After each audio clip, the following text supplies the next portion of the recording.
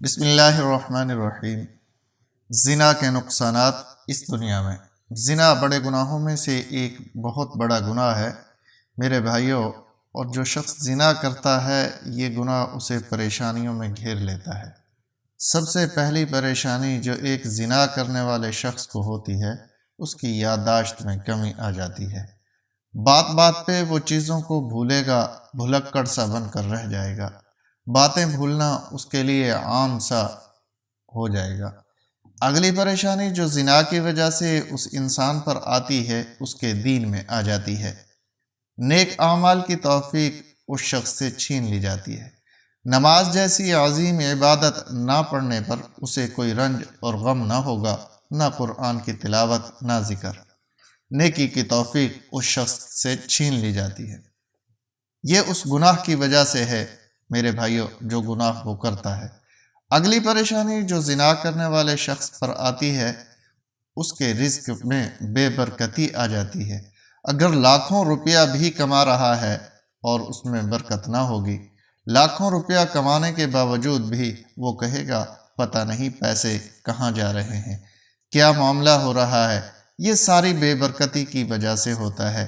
چہرے سے سکون اڑ جاتا ہے، سکون کی نیند اس شخص کو نصیب نہیں ہوتی۔ گناہ کی وجہ سے اس کے چہرے پر نحوست بھی آ جاتی ہے۔ کریمی اور فشل وہ مرد اور عورتیں جو زنا کرتے ہیں، کریمی اور فشل اس نحوست کو چھپا نہیں سکتے۔ اگلی پریشانی جو زنا کرنے والے شخص پر آتی ہے، جو سب سے خطرناک ہے، کہ نیک لوگوں سے اسے بغض ہو جاتا ہے۔ جو عورتیں زنا کرتی ہیں، اگر کوئی عورت ان کے سامنے پردے میں آ جائے تو انہیں غصہ آئے گا کہ اس نے پردہ کیوں کیا۔ جو مرد زنا کرتے ہیں، اگر ان کے سامنے کوئی نیک شخص آ جائے یا کوئی دین کی بات بتائی جائے تو انہیں اس بات پر غصہ آنے لگ پڑتا ہے۔ یہ ساری نحوست ہے میرے بھائیوں اور بہنوں زنا کی وجہ سے۔ یہ سب سے خطرناک بات ہے کہ نیک لوگوں سے نفرت ان کے اندر بڑھ جاتی ہے۔ یہ زنا کی وجہ سے ہے۔ اگلی پریشانی میرے بھائیوں اور بہنوں جو زنا کرنے والے شخص پر آتی ہے کہ اس کی دعاؤں سے اثر اٹھ جاتا ہے۔ وہ اللہ تعالیٰ سے شکوے کرنے شروع ہو جاتا ہے۔ بات بات پر کہے گا میں نے یہ دعا مانگی تھی، قبول نہیں ہوئی، میں نے یہ وظیفہ کیا تھا، پورا نہیں ہوا۔ وہ اپنے گناہوں کو نہیں دیکھے گا، پر اللہ تعالیٰ سے بات بات پر لوگوں کے سامنے رب العالمین کے شکوے کرے گا۔ یہ بھی اس گناہ کی نحوست کی وجہ سے ہے۔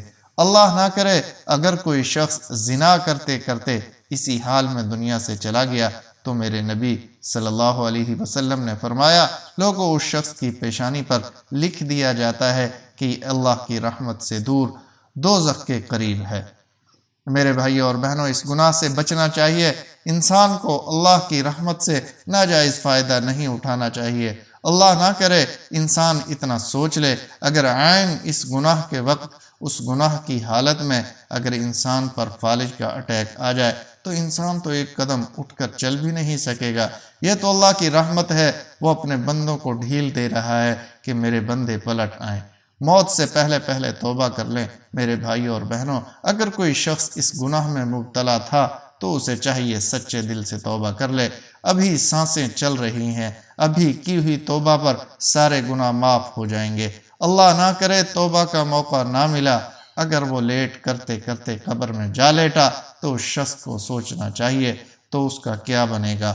توبہ بڑی آسان ہے میرے بھائیوں اور بہنوں، بس انسان پکی کر لے کہ آئندہ کے بعد اس گناہ کو میں کبھی نہیں کروں گا۔ پکی نیت کر کے اللہ کی بارگاہ میں معافی مانگے، اللہ میں یہ گناہ کرتا رہا، اے میرے مالک میں تیرا بندہ ہوں، تو کریم ہے، رب ہے میرا، میرے گناہوں کو معاف فرما دے۔